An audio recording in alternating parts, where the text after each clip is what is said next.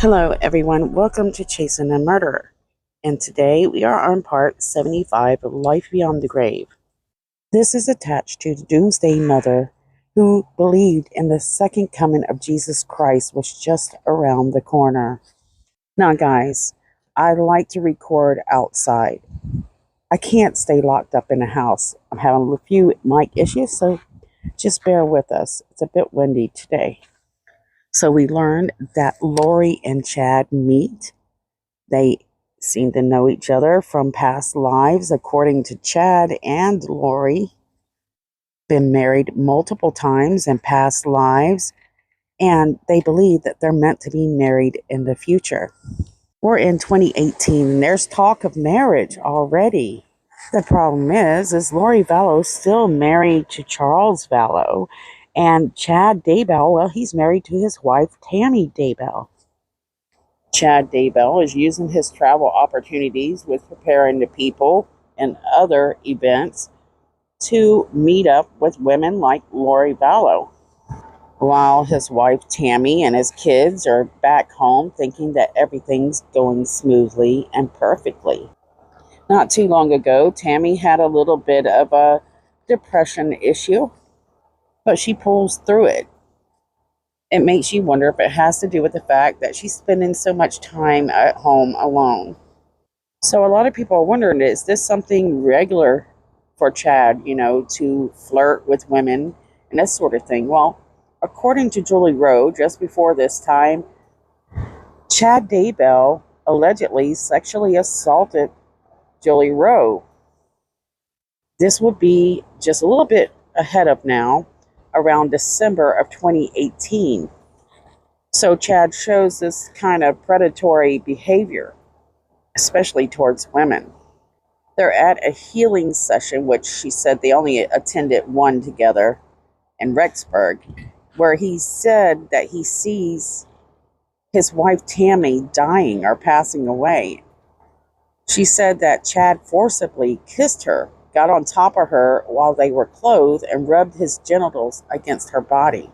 Julie said, "I had no idea that he was going to do what he did to me, and I felt so betrayed." You can find the entire interview at Inside Edition Digital. It wasn't until way later that Julie shared this information. She said that she felt used, abused, and manipulated. She just felt betrayed. It felt awful. Julie didn't report her sexual assault allegations to police. Most women do not, especially when it comes from people that they know pretty well. They feel maybe it's their fault. According to Julie, she said she did share what occurred with one individual, which was her good friend Eric Smith. In October of 2018, Julie said she was talking to Chad on the phone, and he made a very inappropriate comment to her. So this come after that. A lot of us were wondering, well, how many times had Julie Rowe been alone with Chad? According to this interview, Julie said that other than 2 times during the course of their work and relationship, she had never been alone with him before and was shocked by his behavior. Julie's friend, Eric Smith, which also knows Chad Daybell because he worked with him, said he never once really considered Chad to be that type of person. He considered Chad a friend, and later on believes that Chad used his spiritual knowledge and gifts to lure women in, kind of presenting himself as a guru. Eric said, "I think he used that, and I think he worked that angle on people." He was sort of preying on their religious backgrounds and beliefs and spirituality. At the same time, Eric Smith says, "I know Chad is a gifted person spiritually. He does see things. I know he does. And I've tested him on that. And we have some very special conversations on spiritual matters. But when you start to use those gifts to take advantage of people, I think that's pretty sick. And I think you've crossed the line there."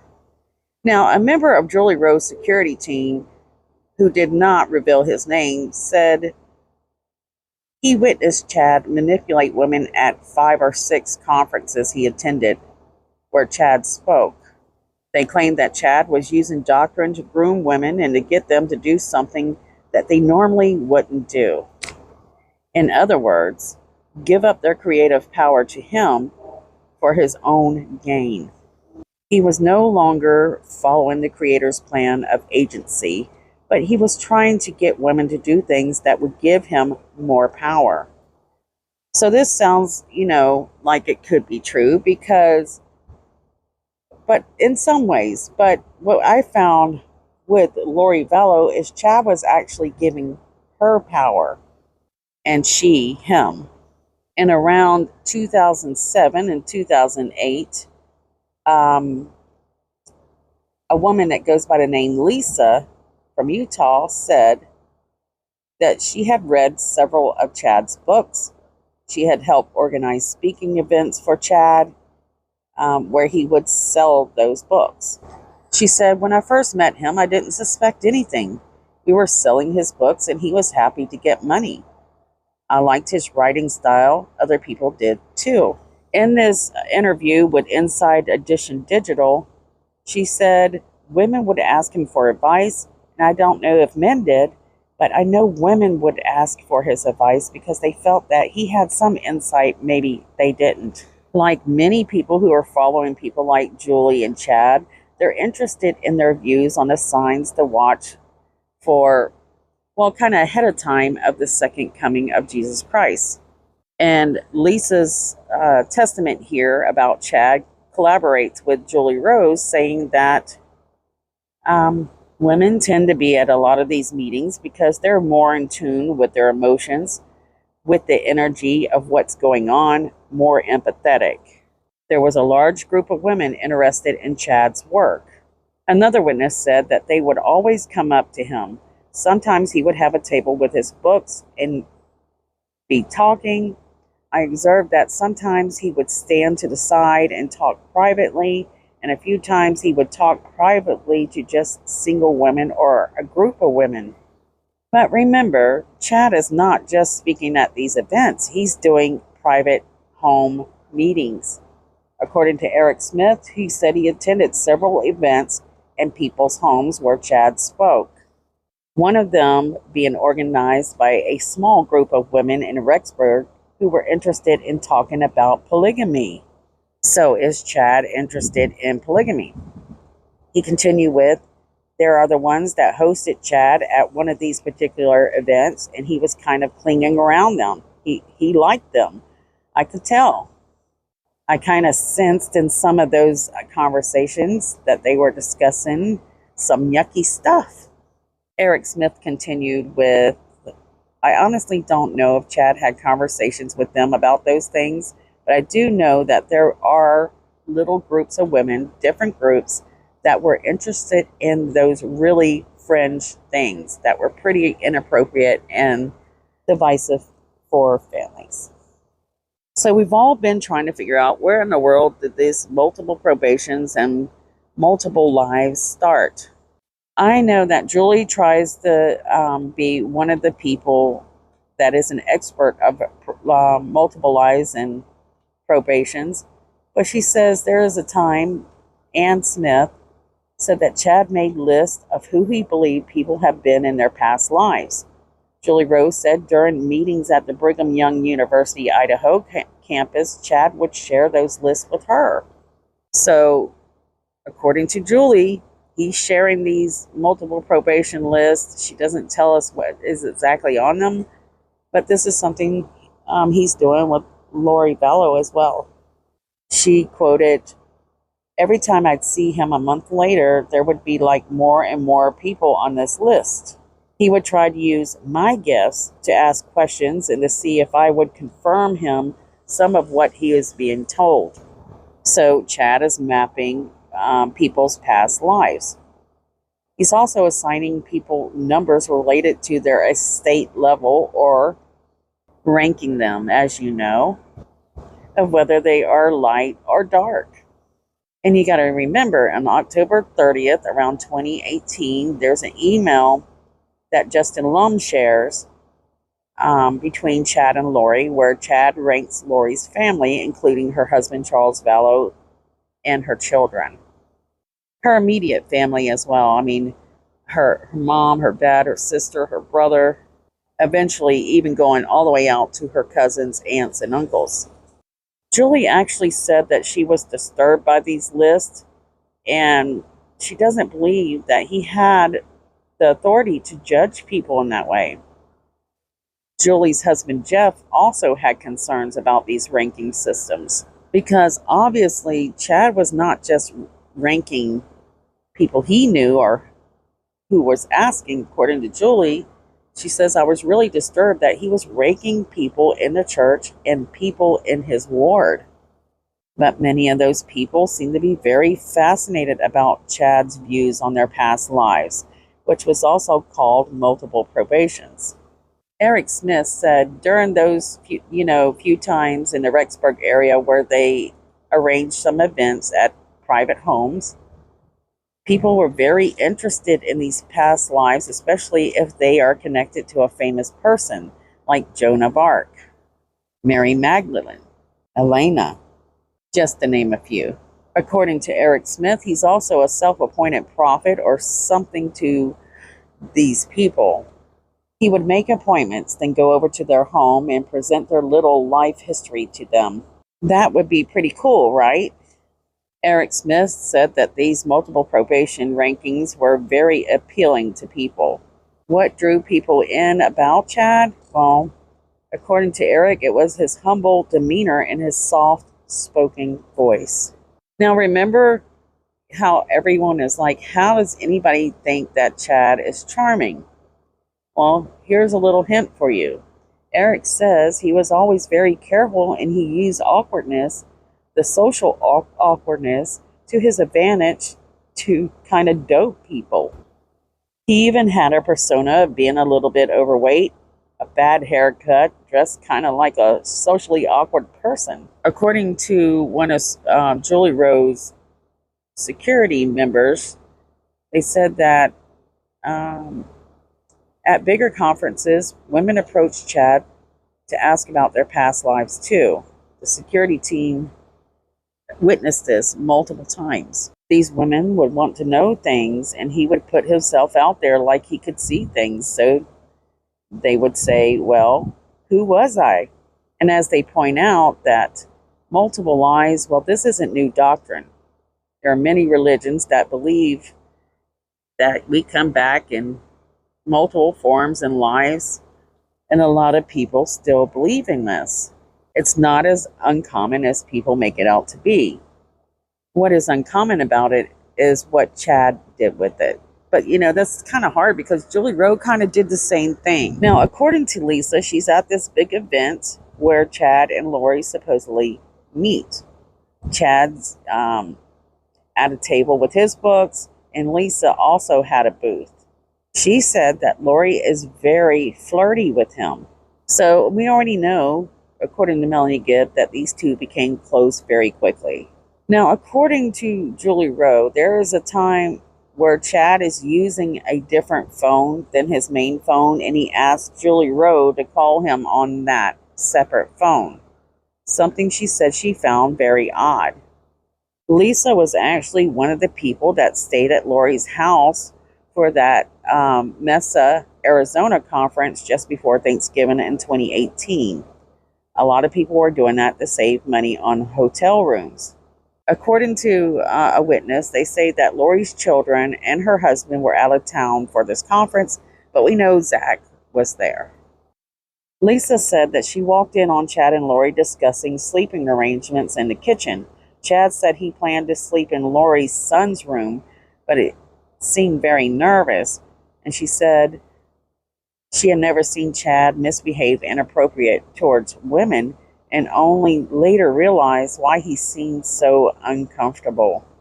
So Julie says he's being inappropriate. Lisa says, I haven't seen him act inappropriate. She says, but now that she can look back, she can see why he was concerned. Because they were having an affair. Julie Rose said when she first met Chad, he was professional and appropriate. So that's around 2014. He seemed to be in love with his wife, Tammy.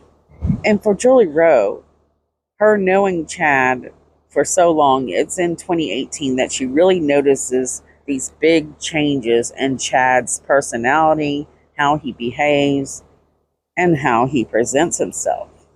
Julie said her husband knew very early on that Chad was off, that and he would actually say to me, "Are you sure you can trust Chad?" I'm like, "Well, I don't trust everything he says. I don't agree with what he's writing and what he's doing, but God brought us together."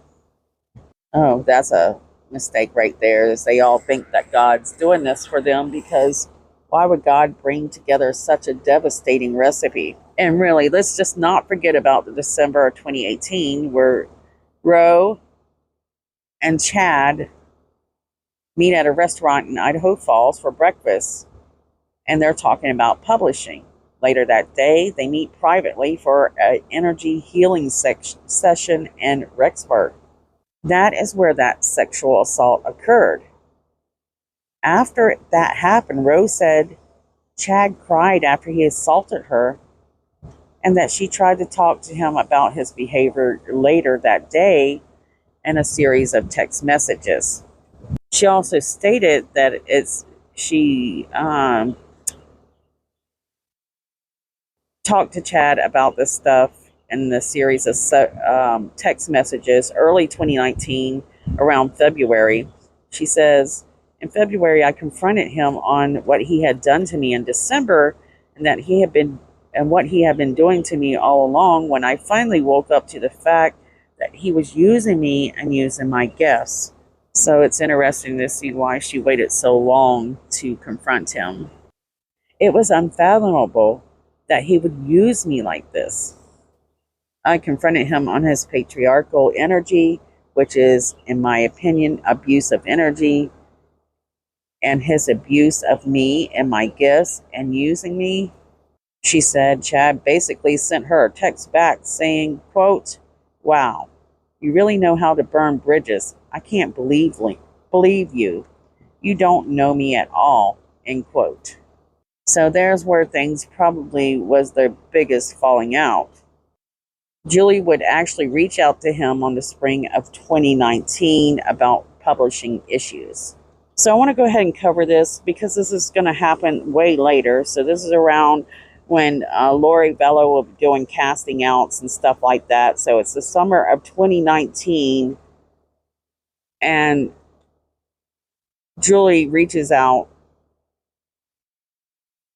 about the publishing rights, I guess, again, and she wrote him a handwritten letter, and Chad called her in the fall, I guess, I don't know when exactly in the fall, and said something that disturbed her.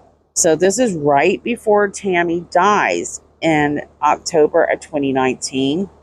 It's 3 weeks before Tammy dies, she says, and he said to me, he was in a frustrated voice, "My plan can't move forward until Tammy's dead or until Tammy dies." She says, "I was disheartened and I was very disturbed by that." So yeah, that was pretty interesting. We'll try to talk more about it if I don't forget about it when we move into October of 2019. Meanwhile, in December of 2019, Lori Vallow, we know, are doing podcasts with this group that she met through Preparing the People. And Lori and her brother Alex Cox, well, they're talking to people about the end of the world. Lori talks about death a lot, actually, and talking about the next life and how great the next life is and how it's going to be perfect and our kids won't have to suffer in the next life. She even tells her brother Adam Cox this. Around this time, Lori shows up at Christina Atwood's house with an envelope containing $2,000. She hands it to Christina, saying, "I know you don't have a lot of income. I was in the temple and I was thinking of you guys." Christina said she was very kind and thoughtful, but she isn't there long. Christina said on an interview with police that her husband was out of work and that she was working for charity events for free. So we know now that Lori Vallow, she's spending a lot of time at the temple. And from the temple, she's getting these ideas of what she needs to do in her life. Christina says also that she notices that Lori has some really weird ideas around this time. All right, guys, so this is how I have it in my timeline. We're going to go in and talk a little bit more about Satan and demons. What are they? Well, demons are unworldly creatures or beings who use portals or open to gain access to this world through other energy openings. What people are learning in this group about demons is that they cannot possess anybody's body without permission, but they're fixing to change that rule. They're considered supernatural beings with malevolent purpose. These demons, well, they can actually interfere with people's lives, even their destinies. In Christianity, they are referred to as unclean spirits or a fallen angel. And we've heard where if these demons take over your body, the only way to get rid of them is through exorcism. In a lot of cases, if you are possessed by a demon, exorcism does the job. We're moving into January here shortly, which is very important. And Lori and Chad, they are believers in these demon spirits taking over people's bodies. And they're going to teach something completely different. They're going to act as if you can try to cast these spirits out of people's bodies. But the truth is, the only way to get rid of this demon that has taken over someone's body is through death. Demons can come into your body as soon as a person passes away. For example, let's say someone dies in a car wreck. They believe that if you don't bound them and cover their mouth, that a demon's going to come and possess that body, accept that body as their own, and that body can continue to live on. So terrestrial demons, this is a group of demons that live on Earth. Then you have aerial demons. They're constantly trying to destroy mankind. Aquarius demons, they dwell near water sources and then take pleasure of drowning humans. And then you have the subterranean demons that live in deep caves, unknown and isolated. They can be summoned to the surface by disrupting their way of living. Then you have the bond demons, helper demons that help the magicians or occults. They are bound to their master and act as protectors for treasures. And the powers of the demons is to torment, mentally and physically their victim.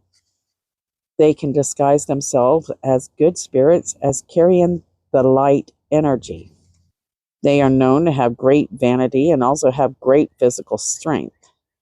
So remember these traits and characteristics I'm describing to you, because you'll hear texts or several text versions of friends say what friends say or describe Lori to be. Also, these demons, they can have multiple possessions over one human. They plan out wicked schemes and can make plans to hurt others. Interestingly, they are good at fortune telling and preparing for futures like Zions. They're given revelations about the past and the future, and these entities can travel from one realm to another. They are good in planting thoughts into people's minds, in other words, basically manipulation kings. Now, something you will hear them talking about in this group is how you can't see demons, but you can definitely feel their negative energy. And they do have occult practices such as sacrifice. They can guide humans to believe that they are special or super gifted. They are known for child sacrifice or rituals. They speak different languages and they preach false gospel of God. They can perform miracles in order to set up false following. So while we're trying to figure out where Lori and Chad are getting a lot of their information, it's very difficult simply because demonic possession, well, you can find people who have these demon-like creatures and beliefs in almost every culture around the world. The fear of evil taking over one's body or soul. Here in America, and especially the Christian culture, they believe that demons must be invited to in by conjuring evil spirits, or by ghosts, Ouija boards, black magic, and rituals. Now, remember what Lori Wolf described JJ as a demon. Many Christian demons, how you know you've been possessed is you know different languages, you speak differently. This is something that you just magically start doing because you haven't had lessons. You can hover in the air, you can crawl on ceilings. Now, remember when we talked about the Nephilim? And remember, we touched a little bit also on the Testament of Solomon. And I'm afraid I'm not going to pronounce these names correctly, but Abizebu followed Beelzebub. He became a very important demon of health. There are hundreds and thousands of demon names that we could go over. Just know that Hiplos is one of the minor demons that we can find, but there's not much information on him. So, how do we get rid of demons? In some teaching, demons must be burnt. And guys, as I read more on demons, it just seemed that if anybody was possessed, Chad and Lori were carrying every characteristic that describes what a demon is. And they say that all demons were once originally humans in some texts who become demonic when tortured in hell until the humanity is burned away. And we won't have time to go through all this, but many of these demons have certain powers. For example, Lilith had the power to cause great destruction with her fiery white light. Perception, like angels, demons can pierce the veil and perceive entities that are invisible to human beings, such as reapers. Some of these demons have the power to resurrect. And I believe that some of what Chad is searching is even connected to a few video games, including Dungeons & Dragons and Harry Potter. Now let's talk a little bit about the 144,000 known as the Little Flock. The 144 are the chosen people to help Christ lead for 1,000 years. And the 140 is also basically handpicked for and chosen by God himself.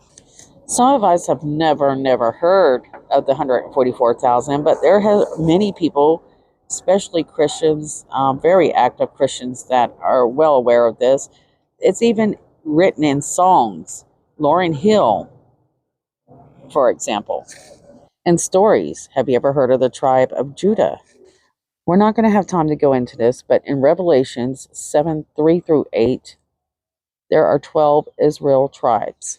In Revelations 14:1, they talk about Zion, the Lamb, 144,000, and the Father's name being written on their foreheads. And there's a lot to go on if you really want to research this, which I haven't had time, dealing with the numbers of 12,000 and 144,000. And different religions and different stories kind of interpret the 144,000 a little differently. So what do Jehovah's Witnesses believe about the 144,000?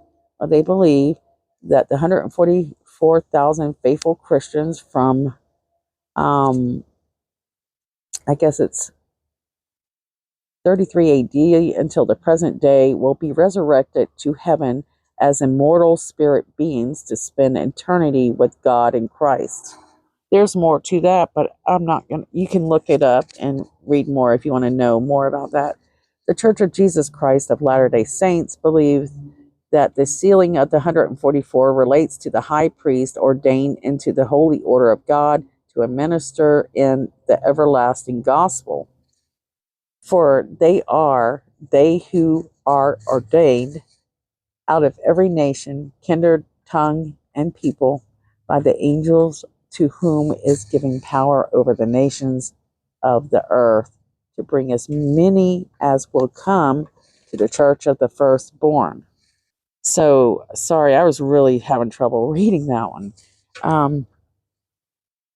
The Church of the Firstborn could be pretty much anyone, according to the Church of Jesus Christ Latter-day Saints. But what Chad and Lori are going to teach about the 144,000, well, they're basically the leaders of this, and they have to give you the rights to be part of the 144,000. So I wanted to do a brief summary of this, and I did the best I could because there was so much. The way that I had written it, it was hard to just suddenly throw it together from what I originally planned to do. Now, what I noticed is when they're doing these podcasts, which around December 31st, there's the fourth Time to Warrior Up, Who's in Charge. This is attached to Jason Mal's podcast, and Melanie Gibb is actually taking part in this, and so will Lori.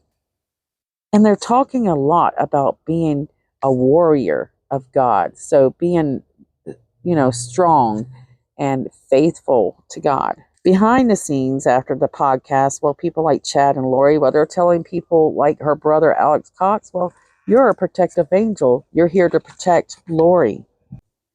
And Alex seems to believe this stuff. He's more than willing to go the mile with the inch he's giving. And of course, his sister Lori is now one of the leaders for the 144,000, the Church of the Firstborn. She is here to gather. She is here to fight. And she's just here to be a leader, to lead people through the tribulations as Christ returns. And now Melanie Gibb, well, she's had this heat. We know she's had hot feeling come from her head. She tells Lori, come here quick, feel my head. Do I have a fever? I have heat coming from the top of my head. Lori tells her it's happening, but she doesn't elaborate what it is. And Lori believes that she has the power to ordain Melanie to be part of this 144,000. She says a little prayer like she often does, and voila, Melanie's part of the 144,000. After all, Lori has gotten those keys directly from God, the Lord himself, and the angel Moroni. They have given her the powers to heaven itself. And Lori's not alone seeing God at the temple. Selima claims to have seen God. So has Chad. And Melanie is very supportive during this time. She believes truly that these guys have the visionary gifts, that they're real. But she claims she really doesn't have this gift, but she truly believes they do.